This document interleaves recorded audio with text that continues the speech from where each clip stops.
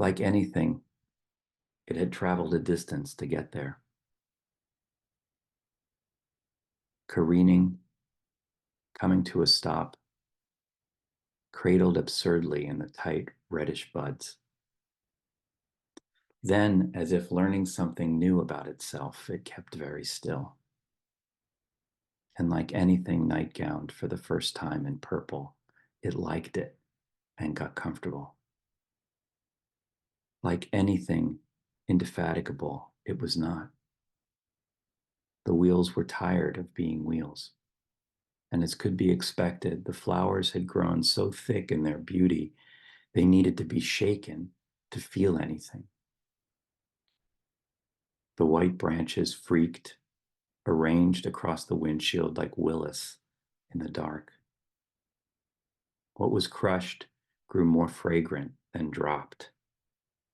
The roots strained to stay roots. Leaves deepened the headlights until its lacquer nearly pearled. Sort of amazing, someone decided, and someone else agreed.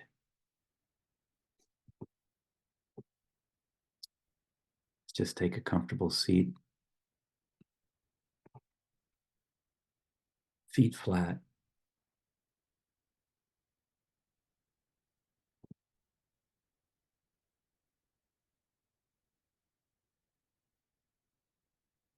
Straightening the back, lengthening the neck a little bit, just a little bit.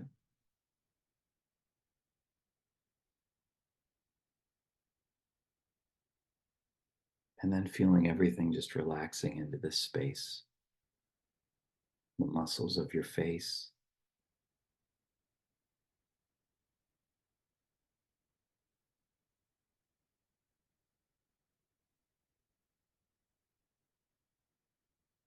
the shoulders,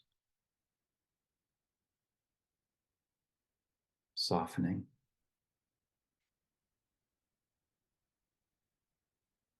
the belly softening.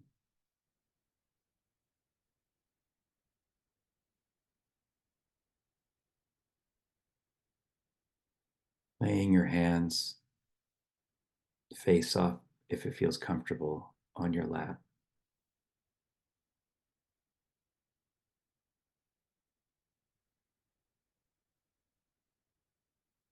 Feeling your hands, feeling the cool air in your hands.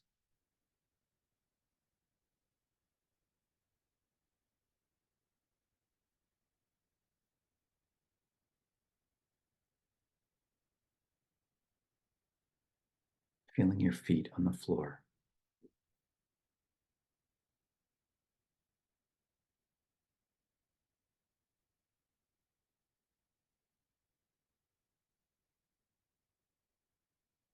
And that smile we've talked about.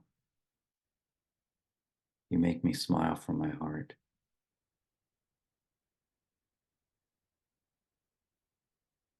A smile that looks out from every part of you, not just from your eyes or from your mouth.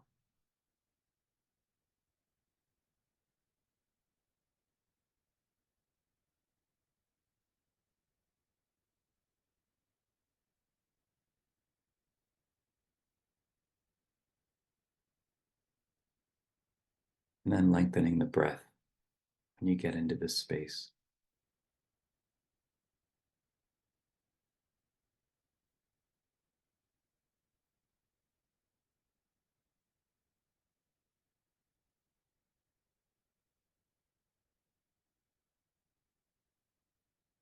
3 counts in.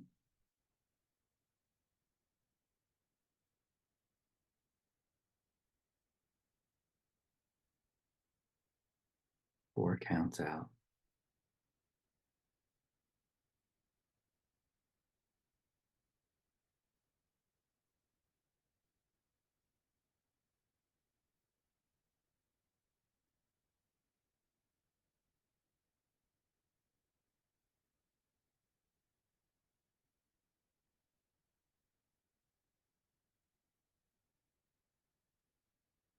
Often we use the live oak example of being in the branches of the live oak, feeling the roots of the live oak.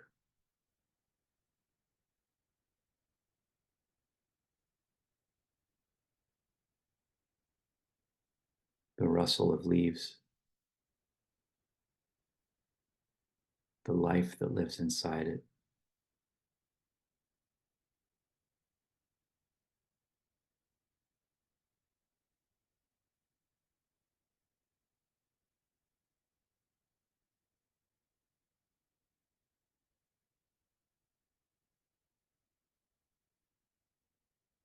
To be as firm as that live oak.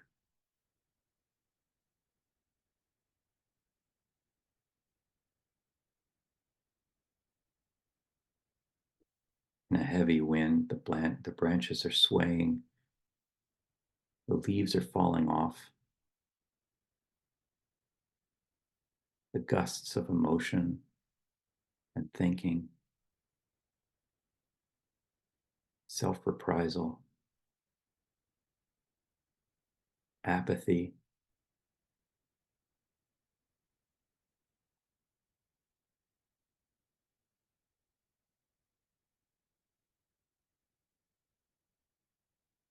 then just imagine the wind calming to a stop.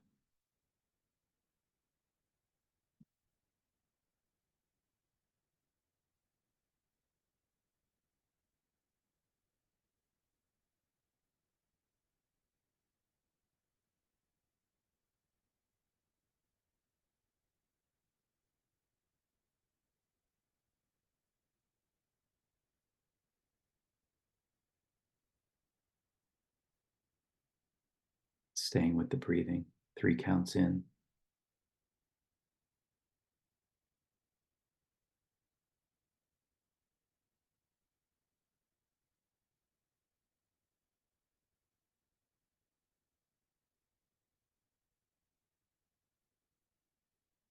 4 counts out.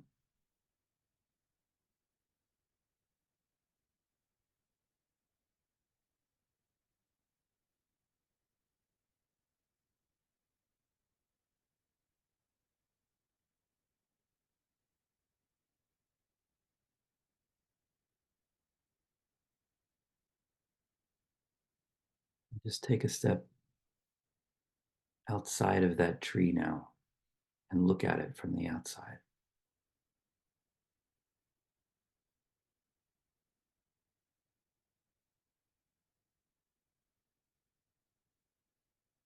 To not identify with those roots or those branches or those leaves or the things living inside it.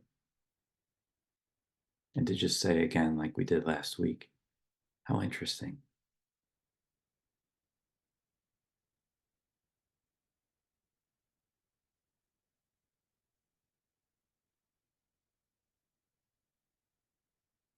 Being in the tree and not of it. How interesting. Driving into the lilacs.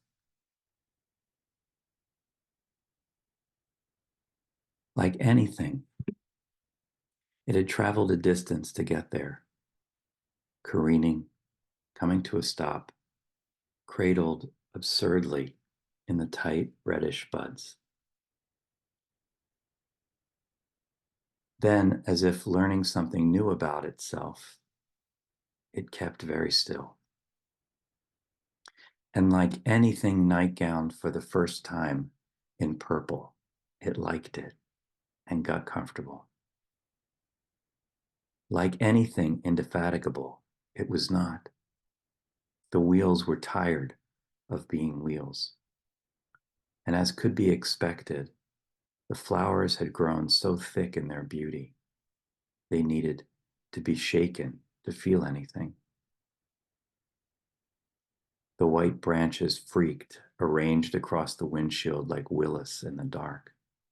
What was crushed grew more fragrant, then dropped. The roots strained, the stay roots. Leaves deepened the headlights until its lacquer nearly pearled. Sort of amazing, someone decided, and someone else agreed.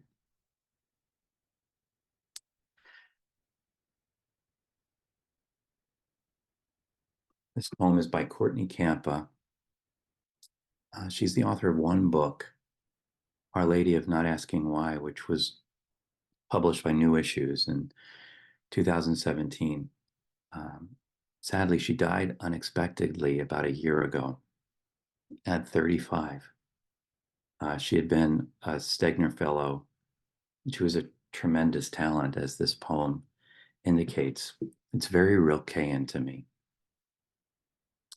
It's Rilkean because it's fixed in this description of a thing. Rilke talked about not feelings, but things I had felt, to go from abstract principles of his early work to more palpable, really sculptures of the world that could then metaphorically speak to all kinds of levels of human experience.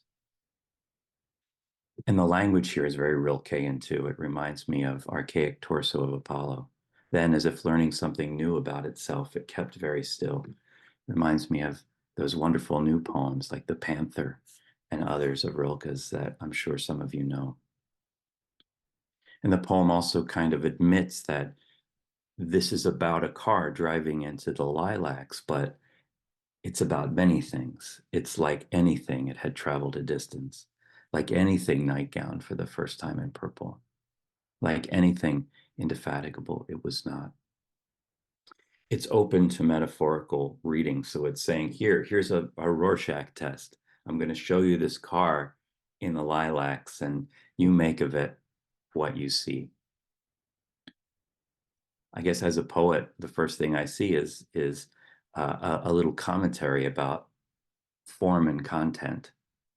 The car drives into this perfectly contented place, and the place has to arrange itself to allow for this new addition, and it's freaking out. And in a way, when we thrust our content into a perfectly fine sonnet chamber, the sonnet chamber has to adjust itself to make a space for this content. And this wonderful poem, it's not a sonnet, but it has sonnet-like qualities to me, and it's very organic in its form. The lines are long and then short. There are spaces and indentations to give the impression that something is being adjusted here, that we are watching a merging taking place before our eyes. It's two wildly different things. One is a machine, and the other is, a regal, gorgeous, perfectly fine plant going on with its life, suddenly now introduced to this new inhabitant. It's also a poem that could be looked at as bodies. We could talk about sperm and egg and the sudden merging that happens there. Or with that word cradle, the way when a child enters your life, suddenly you want to hang on to your roots. You want things to stay the same. The roots strain to stay roots. But at the same time, things are falling off. And as they're falling off, they're growing more fragrant by being crushed with this new addition. It's more, and it's work, and it's difficult, but at the same time, you feel yourself being crushed into something that was more than what you were. Another way of reading the Rorschach test is relationships, of course. One of them likes it here. The car likes being regaled in purple, and the lilacs are not happy at all. There's a kind of anxious attachment on the one hand and an avoidance on the other, and they've got to figure it out. And at the end, they kind of do. I like the relationship reading because there are two people that appear at the end of the poem, and they both agree on something. They agree that this is amazing. They've stepped outside of the wild oak and they're looking at the whole tremendous picture of it, and they're saying, yeah, it's pretty amazing. Even the car is improved by this in a way. Its headlights deepen, its lacquer turns to pearl. But because we're here to talk about spiritual things, it has a spiritual quality for me as well. There's a little phrase that Ram Dass used to use: your karma is your dharma. The things that you're sitting with now because of the math of the universe are exactly the school you need to advance. And this car now introduced into this natural space is kind of a karma. It it it produces a challenge that is ours to work with. And the question is, can you allow space for this thing? It's the question of Kshanti, which means forbearance, or as Thich Nhat Hanh talked about it, he called it inclusiveness. Is there space in you to include this too? It's the allow of the rain practice. Can you make space for this too? Is the question today.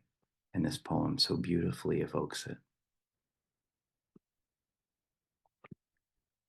Driving into the lilacs.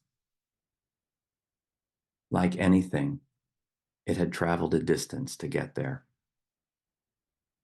Careening, coming to a stop, cradled absurdly in the tight reddish buds. Then, as if learning something new about itself, it kept very still. And like anything nightgowned for the first time in purple, it liked it and got comfortable. Like anything indefatigable, it was not.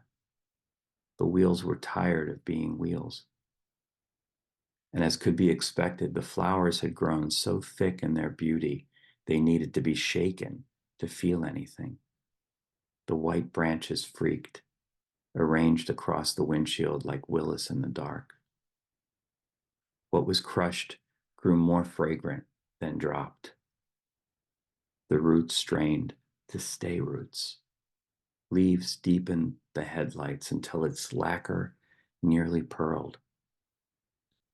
Sort of amazing, someone decided, and someone else agreed. So let's get back into it for the last 20 or the last 10 minutes.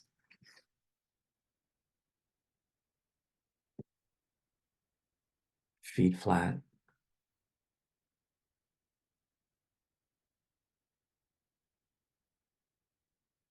Shoulders softening, belly softening.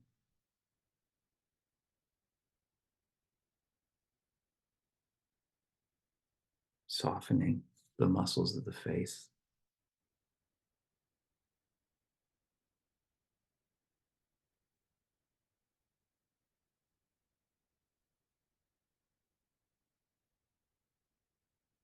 In Courtney's poem, there isn't a passing through, there isn't a crashing through like Rumi talked about it. This new edition has to somehow be digested. And both are the better in the end for it.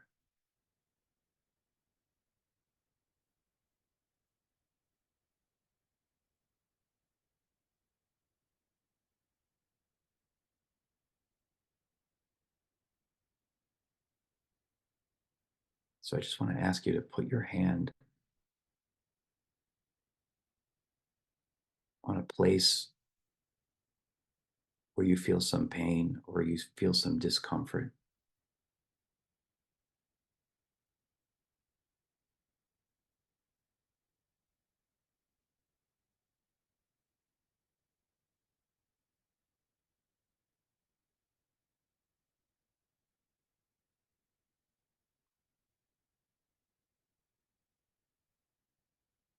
And ask yourself, can I allow for this too?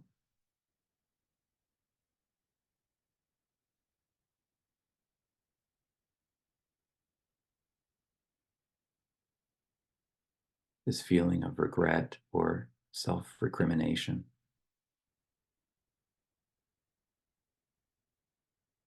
or just tiredness.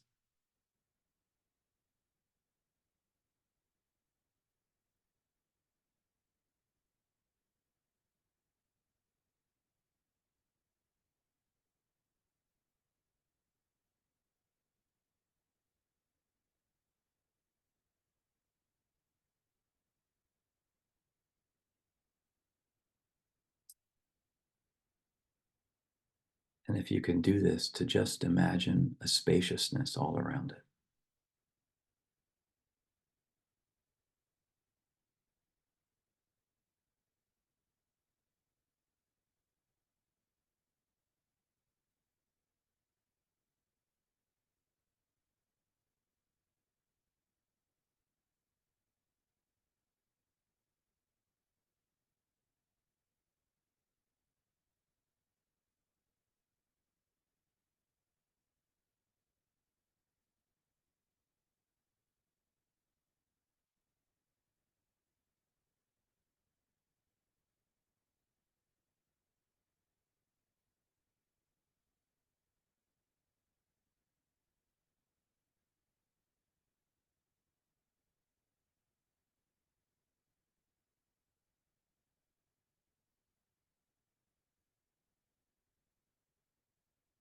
Deepening the breathing.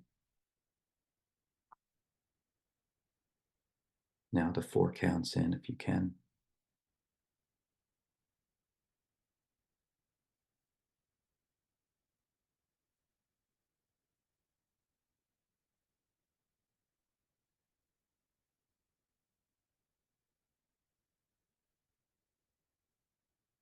5 counts out.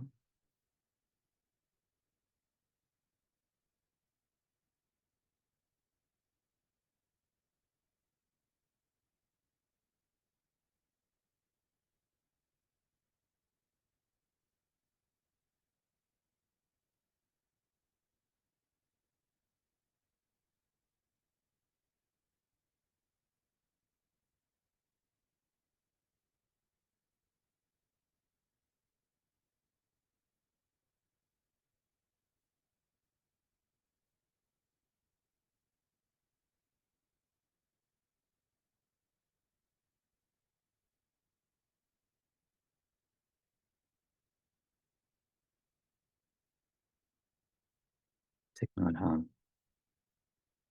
10,000 lives can be seen in a single instant. This is still springtime, when everything is manifesting itself so rapidly. The snow is green, and the sunshine is falling like rain.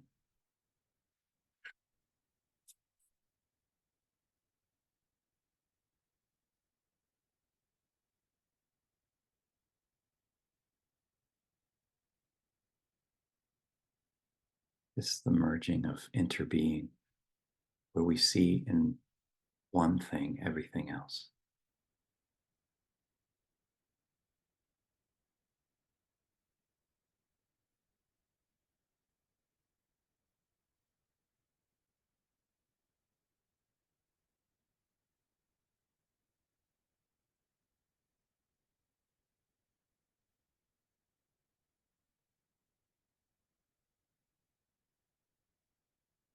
Here at the end, I want to challenge you to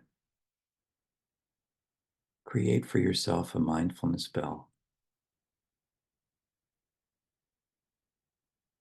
Thich Nhat Hanh used to use the telephone when it would ring at the monastery. It's a kind of an annoying sound. And so instead of sitting with the annoyance, he turned it into a bell to remind him that he's here. Whenever he heard the telephone, the other monks too joined in. They would stop and remember that they're here. People have used walking through doors, the sound of a bird, maybe something that you hear often from your apartment or your house, and it just irritates a little bit. Or someone driving slowly in front of you in traffic. Make it a mindfulness bell. Find a way to merge the car with the lilacs.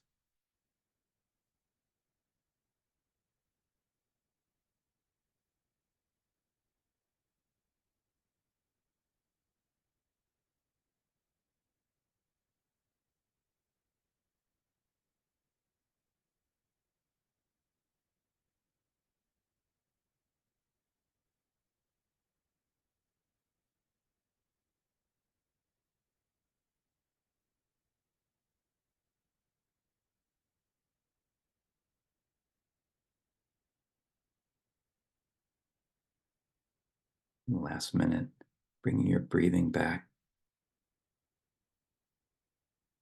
to your normal level.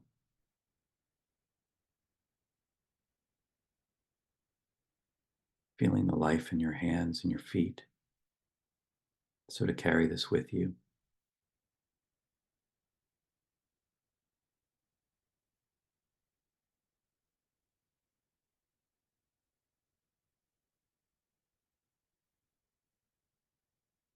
And here's Driving into the Lilacs by Courtney Kampa one more time. Like anything, it had traveled a distance to get there. Careening, coming to a stop, cradled absurdly in the tight reddish buds. Then, as if learning something new about itself, it kept very still. And like anything nightgowned for the first time in purple, it liked it and got comfortable. Like anything indefatigable, it was not. The wheels were tired of being wheels. And as could be expected, the flowers had grown so thick in their beauty, they needed to be shaken to feel anything. The white branches freaked, arranged across the windshield like Willis in the dark. What was crushed grew more fragrant than dropped. The roots strained to stay roots. Leaves deepened the headlights until its lacquer nearly pearled. Sort of amazing, someone decided, and someone else agreed. Thank you, everyone. Have a wonderful weekend. Always a pleasure to see you. Hey, Bill. Hey, Sarah. I see the faces here. Thank you so much. Thank you very much. Thanks, Patricia. Thanks, David. Bye, everyone. Thank you, Judy. Oh, wonderful to see you. Have a wonderful weekend. You too. Bye, everyone.